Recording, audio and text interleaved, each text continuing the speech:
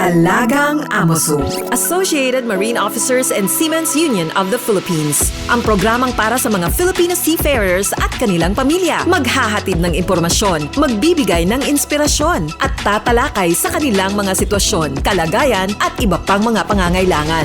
Alagang Amoso. Kasama si Camille Simbulan dito sa Radyo Pilipinas World Service at Radyo Pilipinas Radyo Publiko. Magandang araw and welcome po muli sa Alagang Amosoup, ang serbisyo publiko sa radyong hatid ng Associated Marine Officers and Seamen's Union of the Philippines o Amosoup at ng Radyo Pilipinas World Service. Sa programang ito ay pinag-uusapan natin ng iba't ibang mga programs and welfare services ng Amosoup para sa mga miyembro at dependents ng ating union. Tinatalakay din po natin ang mga napapanahong issue tungkol sa mga karapatan at kapakanan ng mga magigiting nating Filipino seafarers o yung mga sea-based overseas Filipino workers po natin, ang ating mga modern day heroes. Ang Alagang Amosoup ay napapakinggan sa mga shortwave frequencies na 9.920 MHz, 12.120 MHz at 15.190 MHz. Sumasahim papawid din po ang ating programa sa flagship station na Radyo Pilipinas Radyo Publiko 738 kHz tuwing linggo alas 7 hanggang alas 7:30 ng gabi. Special shoutout po sa mga miyembro ng Amosoup at sa lahat ng mga Pilipinong mandaragat sa iba't ibang panig ng mundo na nakatutok sa atin. Alagang Amoso, dito sa Radyo Pilipinas World Service at Radyo Pilipinas Radyo Publiko. Yan, welcome po muli sa isa na namang makabuluhang episode ng Alagang Amosoup. Ngayong araw, pag-uusapan natin ang isang bagay na sigurado na makaka-relate ang maraming seafarers at kanilang pamilya. Magbibigay tayo ng practical tips kung paano mas maayos na ma-manage ang remittances, makapag-ipon at makapaghanda para sa kinabukasan. Ang topic natin for today ay wise financial tips para sa mga seafarers at kanilang pamilya.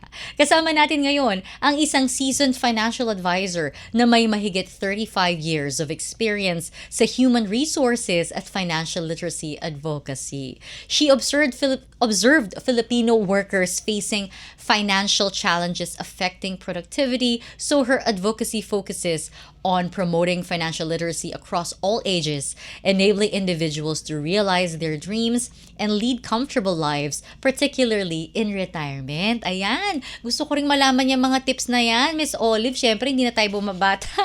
At siyempre, isa rin po siya na matagal na katuwang ng Amosoup sa mga talakayan at programa para sa kapakanan ng ating mga Pilipinong mandaragat at kanilang pamilya sa ilalim ng Alagang Amosoup, Pangpamilyang Marino Project. Ayan, naging guest na po natin yung ibang mga experts na kasama dyan sa Pangpamilyang Marino Project ng Amosoup na sina Dr. Acosta, si Dr. Matilla, saka si Miss Eileen. Ayan. Let us all welcome si Miss Olivia Ilagan. Welcome to Alagang Amosoup, Ma'am Olive.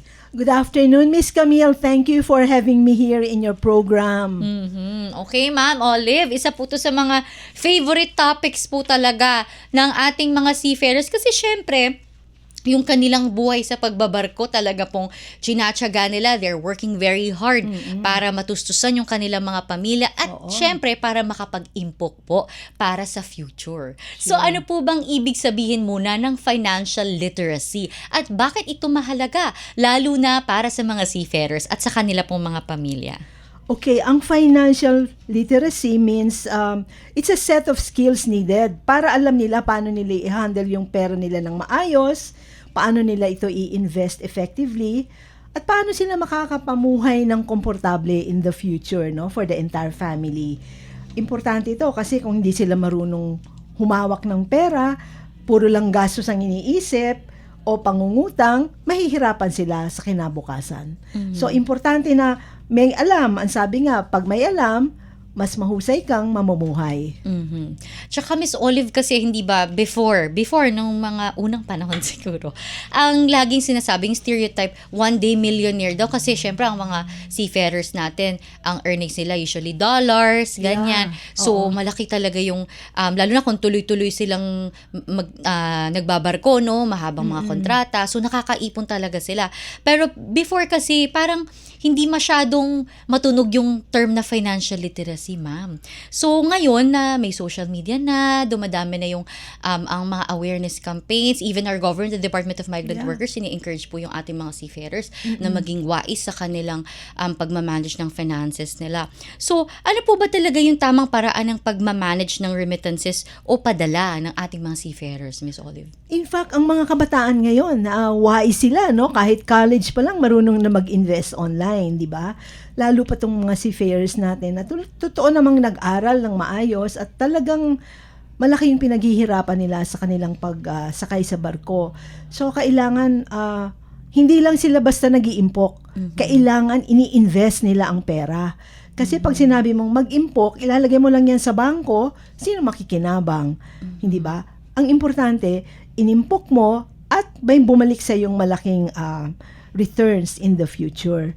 And to do this, kailangan meron ka ning kaalaman paano ba talaga, anong part ng pera mo na nire-remit mo sa family mo, ang gagastusin nila, anong part ng pera mo ang kanilang isa-save at i-invest, at ano yung part na pwede nilang gastusin para sa konting luho, pang pamilya or pang sarili. Kumbaga budgeting. Iba budget, oo. Hindi lahat gagastusin, ano.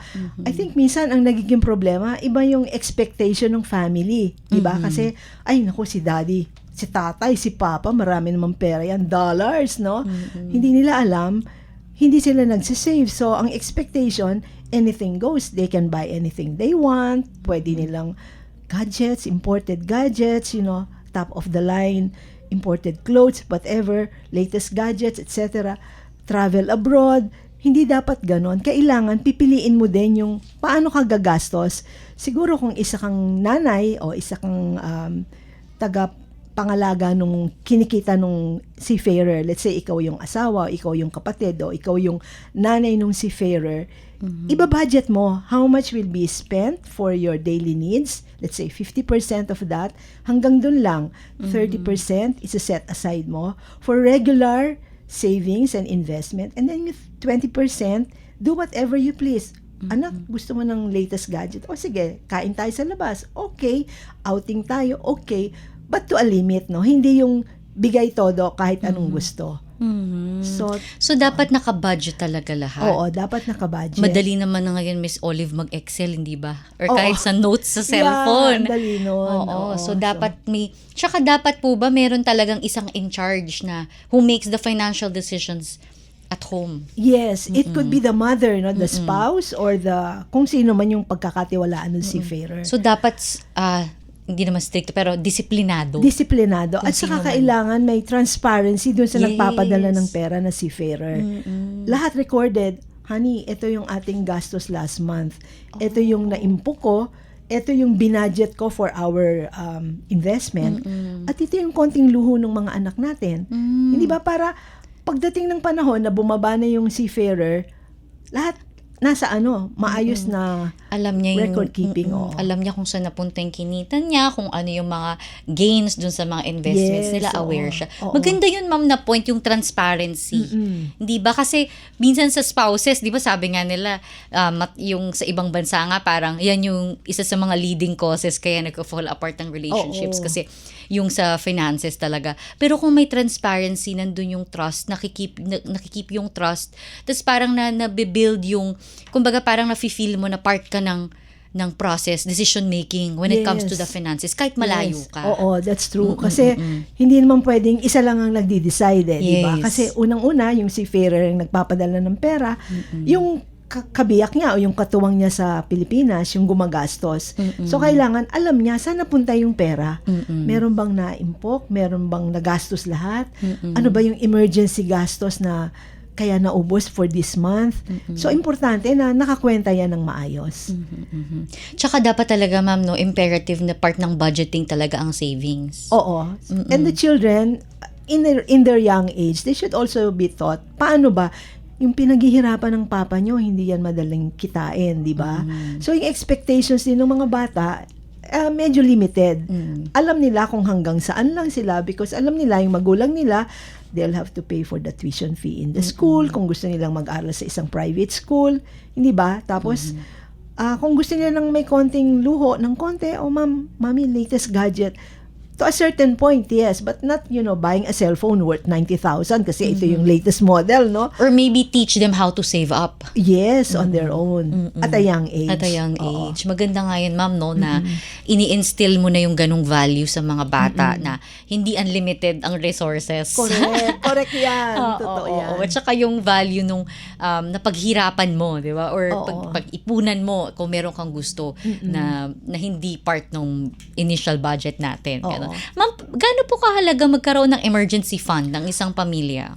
Ay, ang emergency fund is napaka-importante. Actually, because of the COVID, di ba? Nagkahirap-hirap tayong lahat. Dati, as a financial wellness consultant, we were saying, okay na yung 3 months. But after COVID, we were saying, 3 months is not good. 6 months to a year. Importante yan. Kasi, hindi naman palaging nandyan yung katuwang mo eh. E paano kung nasa barko, biglang na-aksidente yung kotse, sinong gagastos sa repair?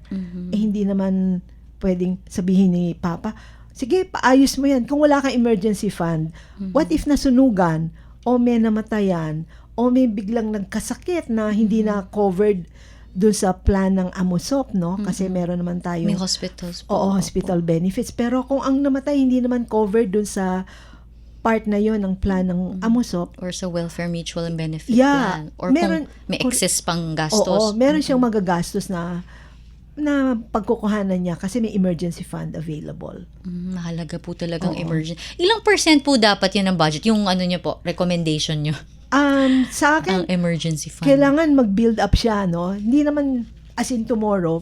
I mean, like, the person can build it up across several months, but it should be something equivalent to at least 6 months to a year Oh. of the monthly expenses of the family. So, kunyari, siguro monthly, mag-start ka sa 10% ng kinikita mo, itabi mo na, Yes, itabi itabi mo na. hanggang sa maipon. Oo. Halimbawa, ang monthly expenses nila is 50,000. Yung 50,000, pwede niyang buuin yan in 1 year. Little by little, no? Para in case of an emergency, o si daddy biglang nagkasakit, hindi nakasakay agad. So, may emergency fund na pwede nilang gamitin in the meantime na walang sakay yung kanilang seafarer. Opo. Dapat talaga may emergency fund. Paano? Kasi ma'am, di ba nga kanina nabanggit nyo na dapat kapag mag-i-invest ka, hindi mo lang patutulugin yung pera mo sa bangko. Oo. Pero iba naman yung emergency fund kasi dapat nakasubi talaga yon. Nakasubi and easily accessible. Easily accessible. Kasi syempre, kuwari, nag-invest ka, may lupa ka, may mga ganyang kang properties, pero ang hirap naman i-dispose nun pag may emergency ka. Oo. Maghanap ka pa ng buyer, Correct. mga ganyan. At most, ibibel mo yan at a sacrifice rate, no? Yeah, oo So, nga. mas sakit Palugi. yun. So, palugi. So, but if the fund is available, equivalent to, let's say, 6 months to a year of your monthly expenses, madali kang humugot ng pagkukuhanan without touching yung iyong investment na Investments. long term. For the future, Oo, no? for the future. Ma'am, ano po yung mga tips nyo po na pag-i-invest para sa mga seafarers natin? Kasi syempre, yan yung question, daming question na, meron akong gustong i-invest na pera. Syempre, ang sinasabi nila, you have to diversify. Yes. Diba? Hindi mo lang ibubuhos sa isa. Oo.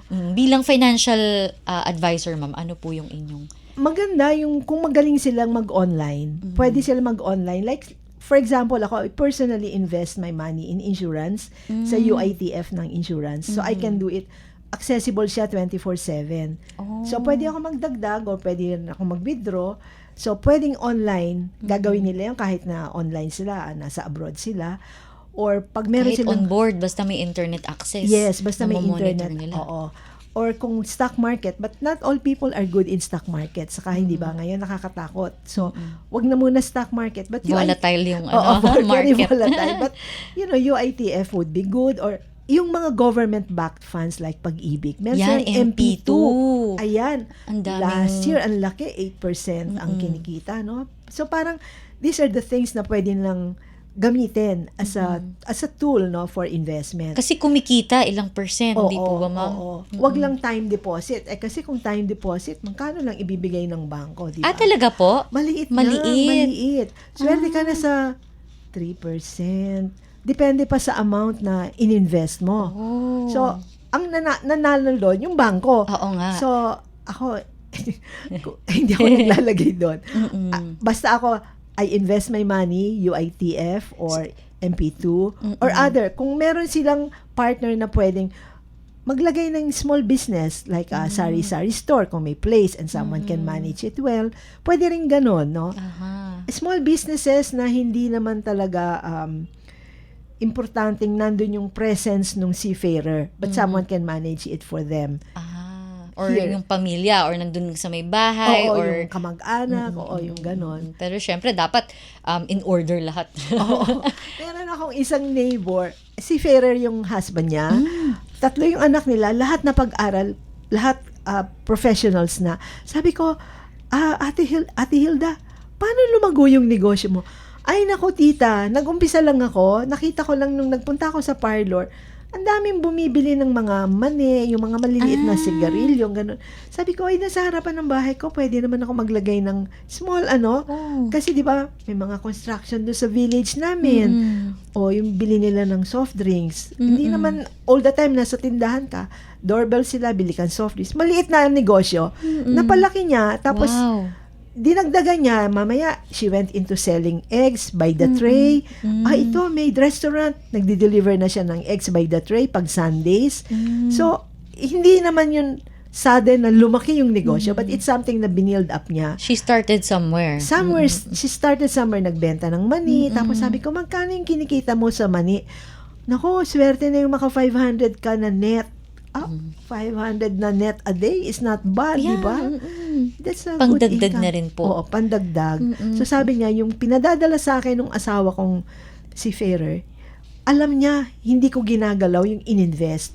Kasi meron akong pinagkukuha ng iba. Ang galing. Oo. So, parang tinulungan niya in her own way. Yes. in Tsaka her ang own way. wais kasi syempre wala naman siyang rental doon kasi sa bahay lang. Oo, yung ice tubig nga, ang lakas kaya doon. Kasi mainit.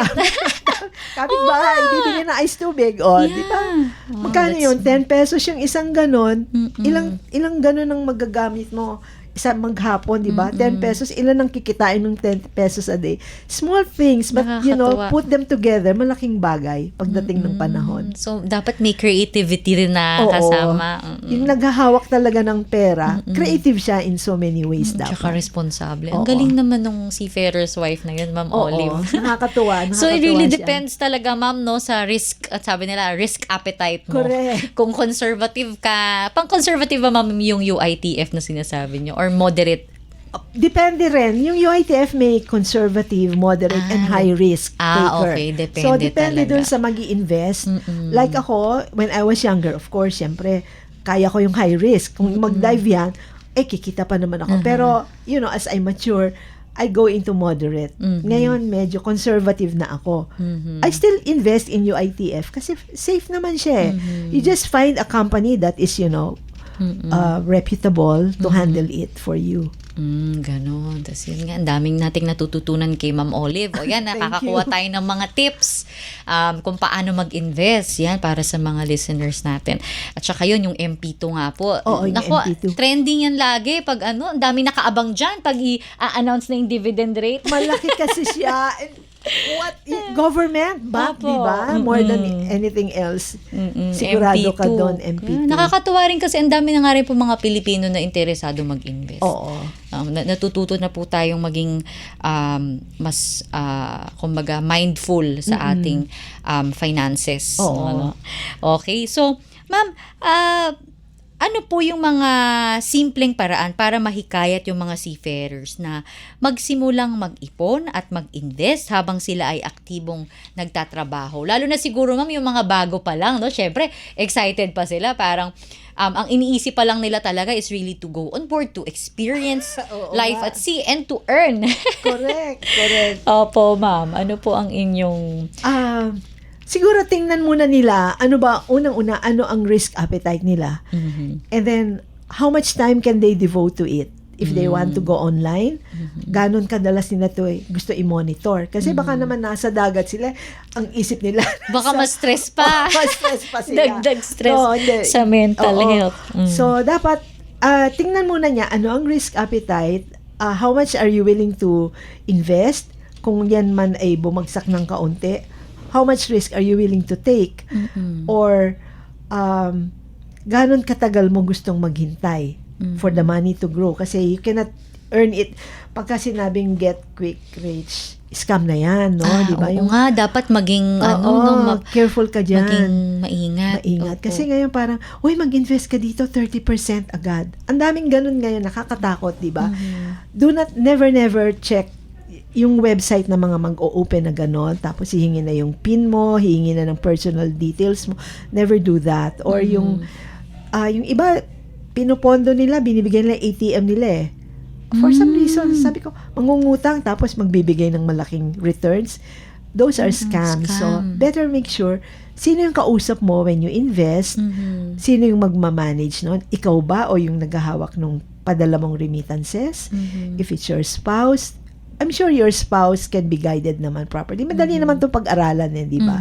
Marami silang makikita online na how to invest properly. They can ask a lot of experts kung meron silang mga insurance agents. These are people also who are knowledgeable about investments. So, pwede rin sila mag-inquire about that.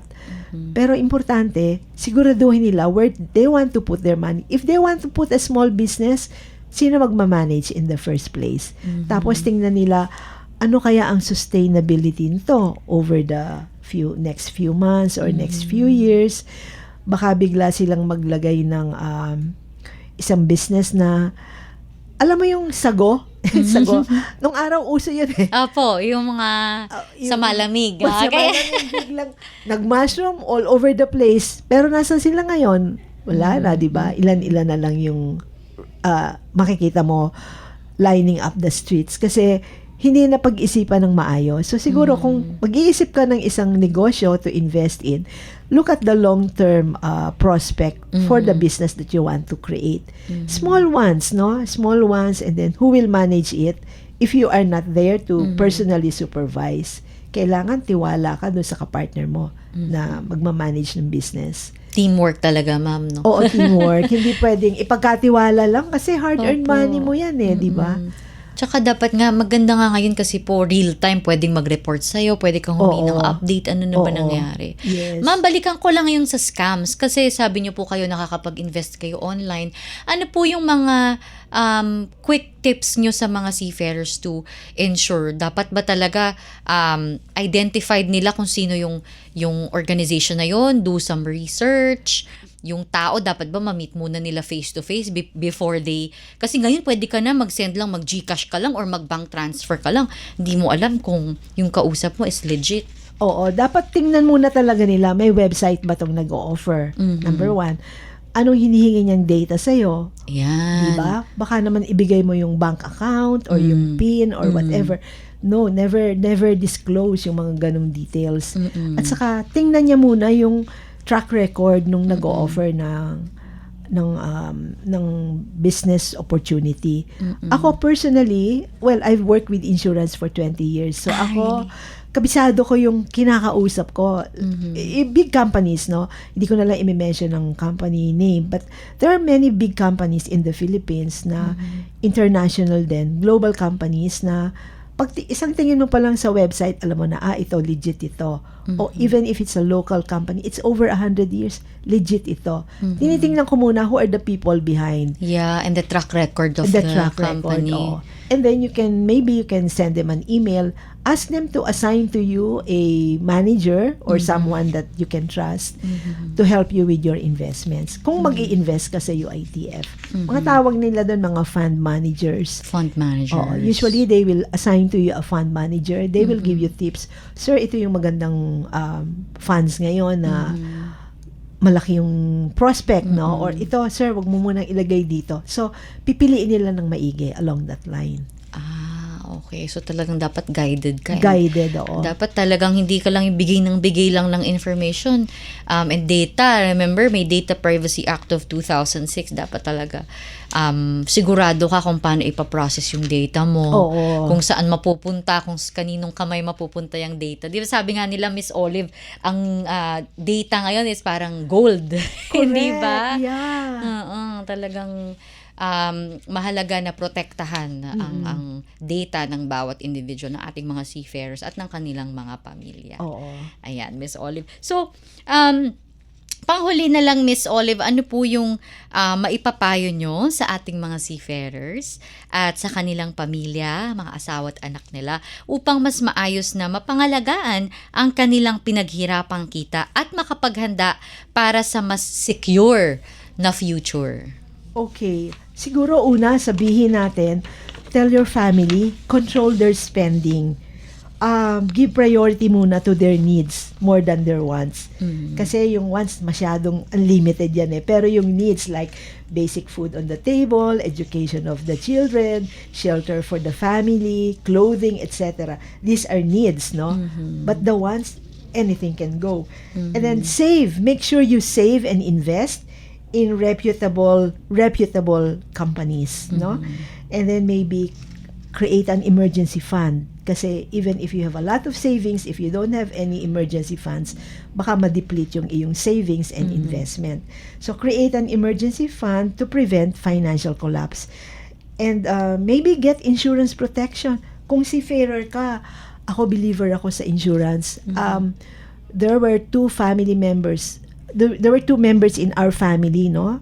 Yung uncle ko at yung naging husband ng cousin ko, they were seafarers, they were never insured. So, nung namatay, walang nakuha. And I've been telling my cousin, pa-insure mo sa akin yung asawa mo. Kahit 1 million lang. At the time, I was still active in insurance. Ay, hindi maraming pera yan. Sabi ko, paano pag bumaba yan? O ayun, namatay. Walang nakuha. Sayang, di ba? 20 years in the business, walang nakuha. Kawawa naman. So, make sure they get insured. I-insure yung seafarer.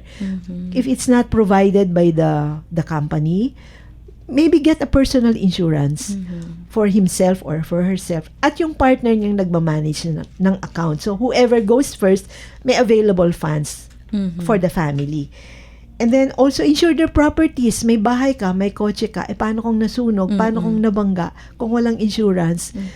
Maganda yung merong sasalo. Kasi safety net nga itong insurance. And then, ako, create na rin an early retirement fund. Huwag mo nang intayin 50 years old ka. Kahit 40 ka pa lang, mag-umpisa ka na eh. Kasi the longer you save, the more, the cheaper it gets, no? Like, maliit lang i-contribute mo kasi bata ka pa. Like, some insurance companies can provide you a program for retirement. And the earlier you save for it, the cheaper the premium would be. So, don't wait till you're 50 or you're 60 bago ka mag-build up ng retirement fund. No? Create it early while you're in your 30s, in your 35. Long-term agad ang view mo. Magre-retire ako at 60. By the time I would have worked for 35 years or 25 years sailing, no? So, maganda. Hindi ka worried. Pag nag-retire ka, there's a lump sum amount available. And then ako, I always include, sa akin personally, I pray for protection of my finances, no? Kasi, only God can protect. You never know, eh. May gera ngayon, di ba? Yes. You never know. But if God is there, you ask His for protection, it will be protected. Create protection for your business, for your funds, and then share your blessings. Share your blessings. Hindi lang pang sarili, hindi lang pang pamilya, but share it with those most in need and pay it forward. Siguro yun ang magandang gawin ng mga seafarers natin. Na kumikita sila, okay, malaki ang kita nila, pero hindi habang buhay, ganyan ang kikitain mo. So, share it while you have the time and the opportunity. Para pagdating ng panahon at ikaw naman ang nangailangan, other people will share also their blessings with you. Ayan, daming mga words of wisdom ni Miss Olive. Thank you po sa inyo, ma'am. Dami naming natutunan ng mga tips. And syempre, pati yung spiritual aspect of it. Hindi ba? Oo, yeah. Kasi tama po yun na parang you also have to consider your peace of mind na tsaka yung strength na nabibigay sa'yo when you lift up your blessings, lift up your resources, your finances to God or to kung ano man yung faith, no, ng ating mga seafarers. Yan, nakaka-enrich ng soul, no, kapag Correct. Oo, yung prayers. Tsaka ma'am, it also applies to those na medyo may challenges. Hindi ba? Kasi hindi naman lahat pare-pareho ng sitwasyon na magaan, may extra na pang-invest. Yung iba meron siguro na may mga challenges or gaya ng sinabi nyo, may mga nagkasakit or may pinagdadaanan na siguro maganda rin na malaman nila na it's never too late. Yes. Na magkakaroon din ng chance for them to be able to improve their situation. Yes. And kasi pag nag-share ka, people will, sinasabi natin, nakakarma. Babalik Good sa iyo karma. yung good karma, di ba? Nag-share ka.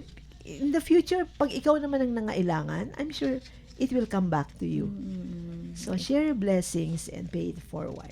Thank you, Miss Olive, for that. Ayan. You're welcome, Miss Okay, Camila. maraming salamat po sa ating guest ngayong araw.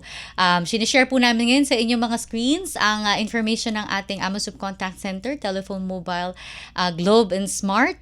Paalala lamang po, for calls lang po yung mga details natin. Ano? Andyan din po ang ating AMOSUP Official Facebook page and AMOSUP Official Facebook group at ang AMOSUP Official YouTube channel kung saan po natin ina-upload ng episodes natin dito sa Alagang AMOSUP. Kaya kung gusto nyo pong balikan yung mga tips ni Mama Olive ay pwede nyo pong balikan dyan sa ating YouTube channel, no? At may mga snippets din po kami sinishare sa AMOSUP Official Facebook page and group. At nagkaroon na rin po kayo ng reels sa amin before. Yung mga financial tips. Yan, thank you, Miss Olive.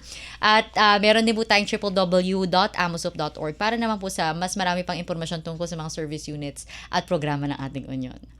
Sa gitna po ng patuloy na tensyon sa Middle East, mayroon din po tayong nakatalagang AMOSUP Help Desk para sa inyo. Maaari po kayong makipag-ugnayan sa helpdesk@amosup.org para sa anumang katanungan o tulong na inyong kinakailangan. Katuwang din po natin ang Department of Migrant Workers at ang International Transport Workers Federation upang tiyakin ang kaligtasan, kapakanan at karapatan ng bawat Pilipinong mandaragat. Para sa agarang tulong at komunikasyon, narito po ang kanilang mga contact details sa inyong mga screens. Muli, maraming salamat po sa inyong pagsubaybay. Salamat sa mga kasama natin sa Radyo Pilipinas. Miss Susan Aison, Milo Jonella, Jay Arevalo, Hero Lucero, Erwin Peñano, Justin Osayas, at ang ating ka-AMOSUP na si Shane Lontok Alvarez. Maraming salamat po, Miss Olive Ilagan, sa inyong mga Thank you helpful at wais na tips at advice para sa ating mga Pilipinong mandaragat at kanilang pamilya. Talagang mahalaga na habang nagsisikap at kumakayod ang ating mga seafarers, natututo rin po tayong maging wais pagdating sa pag-manage ng ating mga finances. Hindi lang para sa pang-araw-araw na gastusin, kundi para rin sa mas secure na kinabukasan ng buong pamilya. Pagbati rin po muli sa lahat ng mga miyembro at dependents ng AMOSUP na siyang inspirasyon ng lahat ng mga programa at serbisyo ng ating union. Atin din pong subaybayan ang programang Alagang AMOSUP sa Radyo Pilipinas World Service at Radyo Pilipinas Radyo Publiko 738 kHz tuwing linggo, alas 7 hanggang alas 7:30 ng gabi. Ako po si Camila Simbulan at ito po ang Alagang AMOSUP. All aboard sa talakayan. Palalimin pa ang inyong kaalaman. Alagang AMOSUP dito sa Radyo Pilipinas World Service at Radyo Pilipinas Radyo Publiko.